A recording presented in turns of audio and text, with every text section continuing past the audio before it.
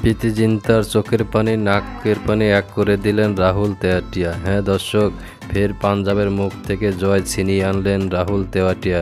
3 উইকেটে জিতল গুজরাট।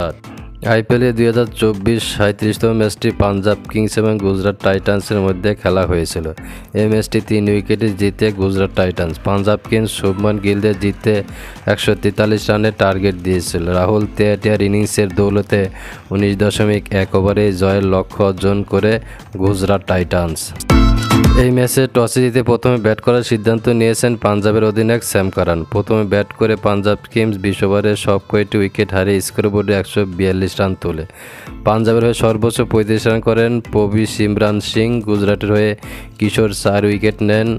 এর জবাবে 143 রানের লক্ষ্য তাড়া করতে নেমে শুরুটা ধীরগতি করেছিল গুজরাট টাইটান্স। শুভমান গিল 29 বলে 35 রানের ম্যাচের ছবি বদলে দিলেন রাহুল তেয়াটিয়া। 18 বলে 36 রান করেন রাহুল তেয়াটিয়া। 19.1 ওভারেই লক্ষ্যে পৌঁছে যায় গুজরাট টাইটান্সরা। 3 উইকেটে ম্যাচটি জিতে নেয়।